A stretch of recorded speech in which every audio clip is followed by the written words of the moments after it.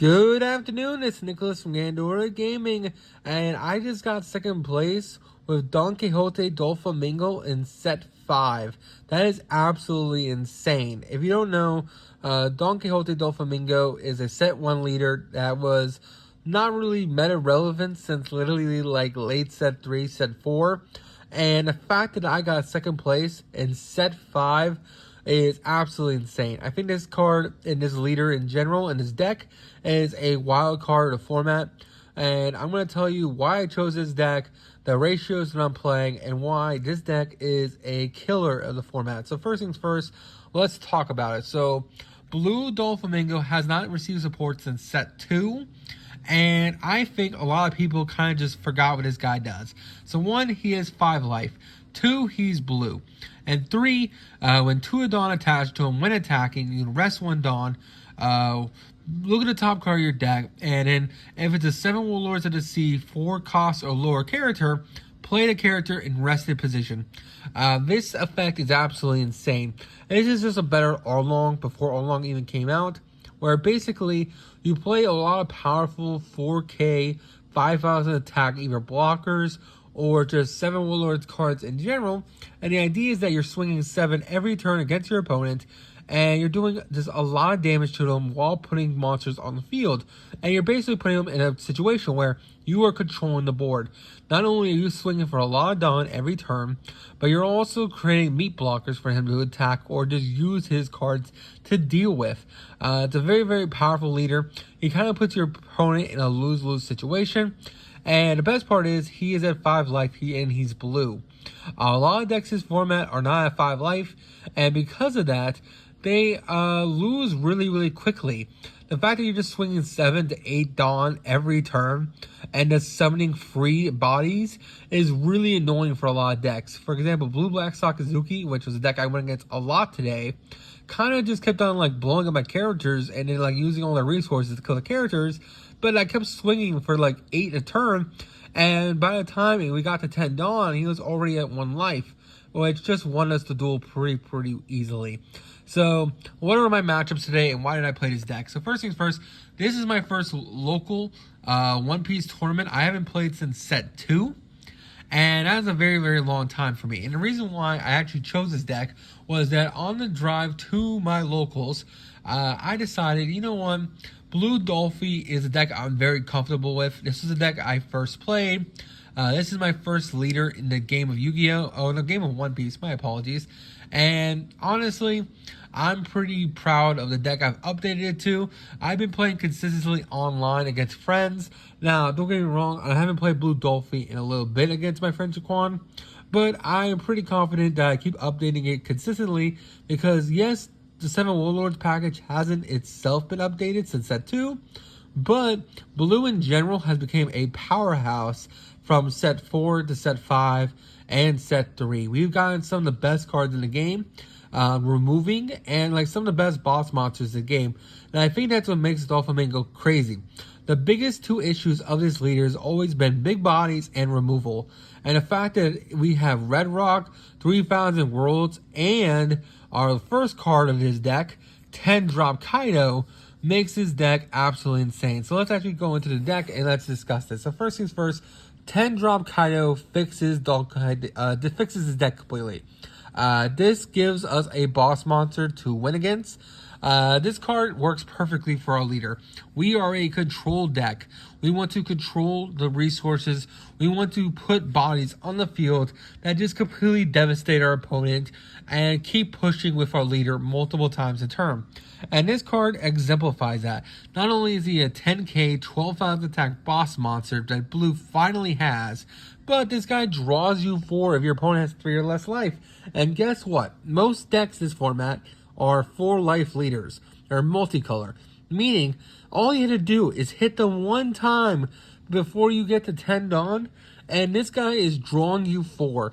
Absolutely ridiculous. Even if they remove it, who cares? They had to waste an entire turn to get rid of this guy, and guess what? You drew 4, most likely because you're scalping your deck every turn as Donquixote Dolflamingo. You're going to have another one in hand, and you're just going to drop another one, draw another 4, and completely just devastate your opponent. They're not going to be able to know what to do, and you're just going to be pushing for game every turn. This guy is just a game ender. He is so powerful. The fact that you just summon him turn 5 if you go first is just kind of bonkers. And honestly, if blue ever gets crazy, I think this card could be limited or just even banned. The fact that this guy just draws you 4 is just absolutely ridiculous. For next, we are playing for Mihawk. Mihawk is still a 4-of in my deck. If anyone has ever seen my earlier videos, my older deck profiles back in set 2, I've always been a big proponent of 4 Mihawk, and even now, it's even better nowadays. Mihawk is a 9-cost, 9,000 on play. Place 1 character with 7 or less on the bottom of the deck. He is very, very powerful. The fact that he just returns a 7-drop or less to the bottom of the deck is really, really strong. The fact that he's 9,000 and he's 9 Dawn, meaning you have 1 Dawn extra to either put on your leader or to summon out a 1k blocker or summon out a pro and look at the top 5. It's just really, really good and really, really flexible. And there's a lot of really powerful 7-drop characters in this game now that putting into the bottom deck is absolutely insane. Just this tournament, I put down some 7-drop Big Moms to the bottom deck. I put a Borsalino, the 7-drop into the bottom of the deck. I put some 5k, Sabos to the bottom of the deck. This card is an absolute unit. He is very powerful, very strong, and the fact that he's 9 costs means your opponent has to put a lot of resources to get rid of him. Next, we are playing Gecko Moria. This is a card from set 2. This is like the last support this deck has ever received. And Gecko Moria is still strong as a 4,000 attack, 1 counter, 6k vanilla. The reason why he's so strong is just because the fact that we can just play him from deck from our leader is absolutely insane. And the fact that he's 6,000, meaning that your opponent has to at least put 1 Dawn on their leader just to contest this guy, is just really, really good. He's really great at absorbing attacks, and he also just puts pressure on your opponent. You never really want to hard summon him. You really just want to summon out your 4Ks with your leader ability, and use the rest as like counter in hand. Really, really strong and a must-have 4 of the deck. Now, one Gecko Moria that we're not afraid to play is Gecko Moria, the 4K 5,000 Reborn Man. This guy's absolutely stupid. This Gecko Moria, for the simple fact that he, on play, adds a 7 Lord to the Sea or Thriller Barks Pirate type character with 4 or less from the grave to your hand is absolutely insane. The fact that he adds back 2k counters, the fact that he adds back 1k blockers, the fact that he adds back so much is absolutely ridiculous. The only guys this guy cannot add back are literally the ones you see above. He can't add back himself, and he can't add back anything before a higher cost, which means he adds anything else from grave. Really, really strong card, especially when you play him off Dolphy, so you're attacking for 7, and then you play him, add back a card, put a body on field for free, and you get to add a card from grave. Really, really stupid. One of the best cards in the deck. For 4k blockers, we're playing for Boa Hancock. Hancock is just one of the best blockers in the game. She came out in set 1, and she is still one of the best blockers.